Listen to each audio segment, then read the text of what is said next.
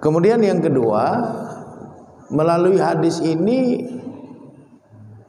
Nabi mengingatkan kepada kita agar kita umat Islam ini memiliki etos, memiliki spirit, memiliki semangat yang kuat untuk melakukan kasab, untuk berusaha, untuk bekerja keras dalam rangka memperoleh makanan, minuman, pakaian dan hal-hal lain yang kita butuhkan secara halal. Jadi Nabi tidak menyukai umatnya itu hidup bermalas-malasan, hidup berpangku tangan. Nabi menyukai kalau umatnya itu adalah umat yang berkenan untuk bekerja keras dalam rangka menghidupi dirinya dan keluarganya. Karena kalau kita bekerja keras dan yang kita dapatkan itu betul-betul dari hasil kerja keras kita, maka kita bisa memastikan bahwa yang kita peroleh itu adalah sesuatu yang halal, dan cara memperolehnya juga tentunya dengan cara-cara yang halal. Maka Nabi menasihati kita dengan kalimat-kalimat yang singkat tetapi mengandung pemaknaan yang begitu dalam. Nabi berpesan kepada kita, inna atyaba ma akaltum, sesungguhnya yang paling baik, yang terbaik dari apa yang kamu makan, min kasbikum, adalah yang berasal dari hasil usahamu sendiri.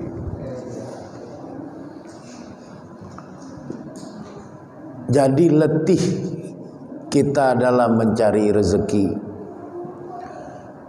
capek badan kita dalam mencari rezeki, bersusah payah kita dalam mencari rezeki. Itulah yang disukai oleh Nabi.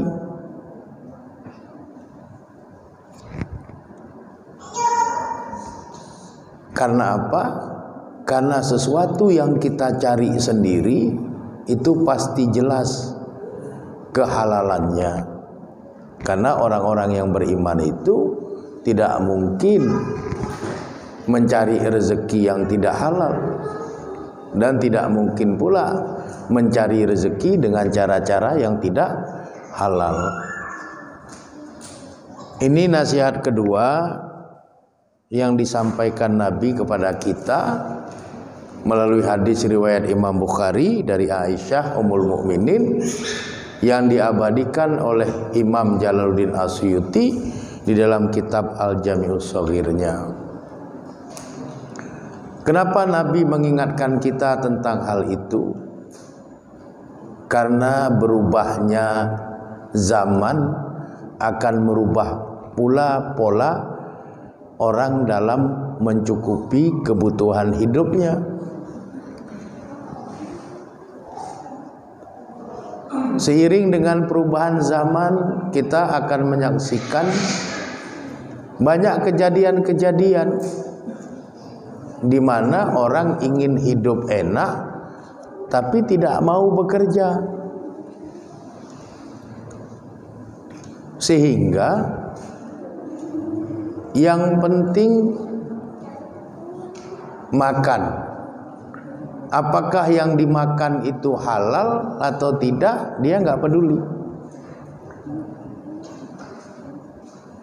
Untuk menghindari hal-hal yang seperti itu, maka Nabi menasihati kita selaku umatnya bahwa yang terbaik yang kita makan itu adalah dari apa yang kita usahakan.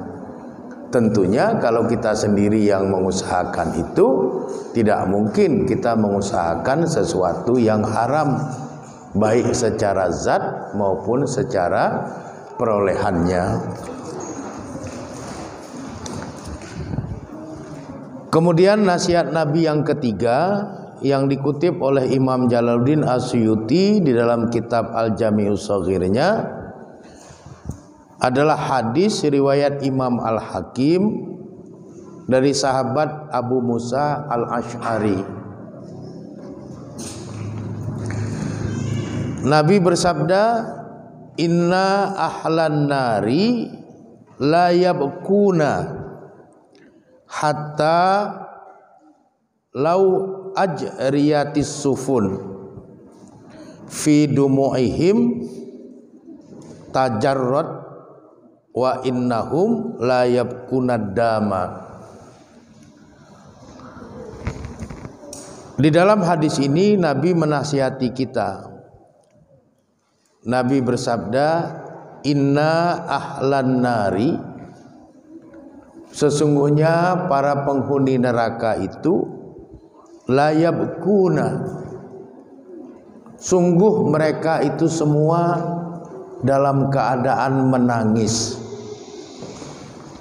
hatta lau ajriyatis sufun, sampai-sampai kalau kita menyaksikan banyaknya air mata yang dikeluarkan oleh para penghuni neraka itu, kita letakkan perahu fi dumu'ihim, di dalam aliran air mata mereka itu, tajarrad, maka perahu itu akan berlayar. Nabi menasihati kita, ittaqun nara, hati-hatilah kamu terhadap neraka, takutlah kamu terhadap neraka. Kenapa Nabi menasihati kita supaya kita takut kepada neraka?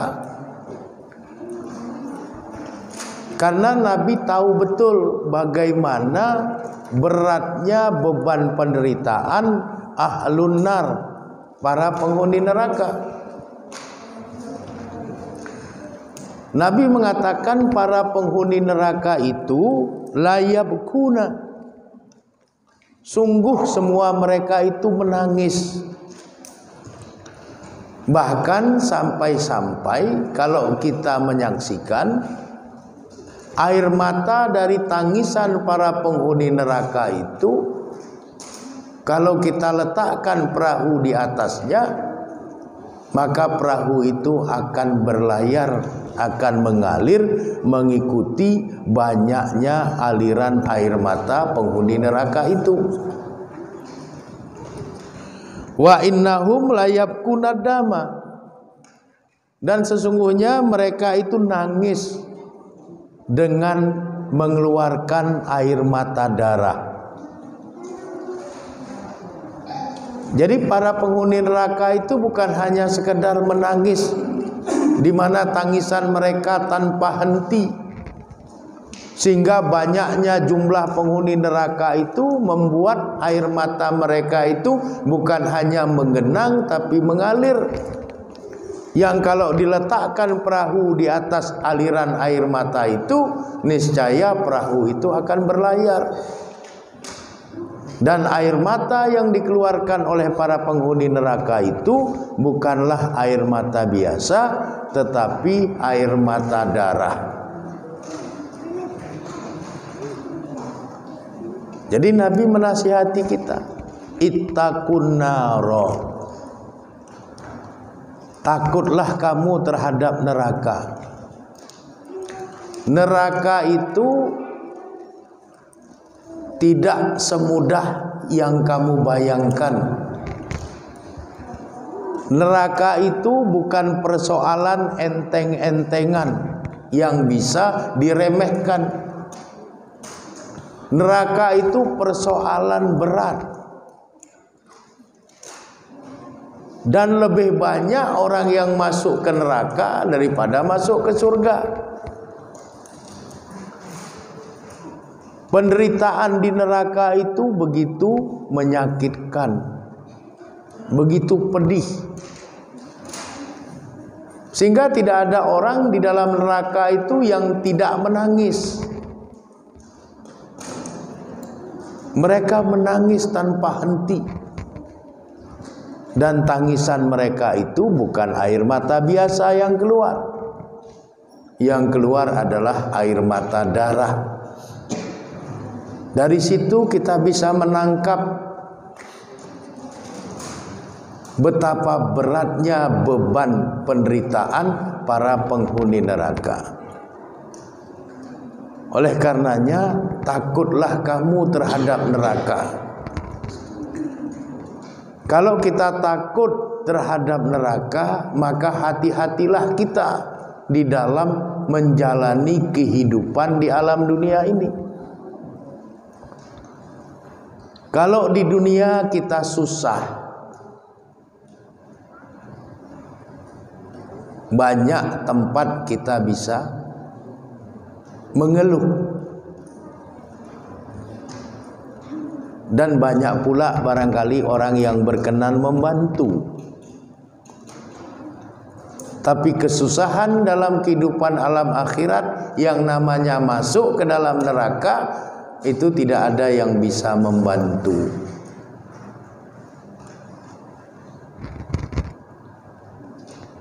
Jadi kita harus berhati-hati.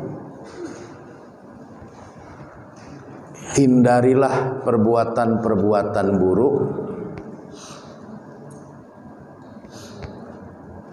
Hindarilah banyak hal yang bisa membuat kita menanggung beban dosa yang banyak. Lalu isilah hidup kita ini dengan rajin beribadah dan berbuat kebaikan-kebaikan sebanyak-banyaknya.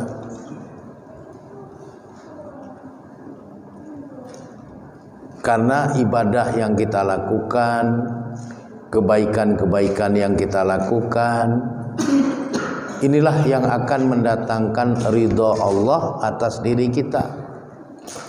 Dan ridha Allah itulah yang akan mengantarkan kita terhindar dari neraka, dimasukkan ke dalam surga. Jadi nasihat Nabi ini kelihatannya begitu sederhana, tapi kandungan maknanya itu sangat dalam. Jangan sampai ada hamba Allah yang masuk neraka. Itulah keinginan Nabi. Nabi tidak ingin umatnya itu masuk ke neraka, karena terlalu berat beban penderitaannya.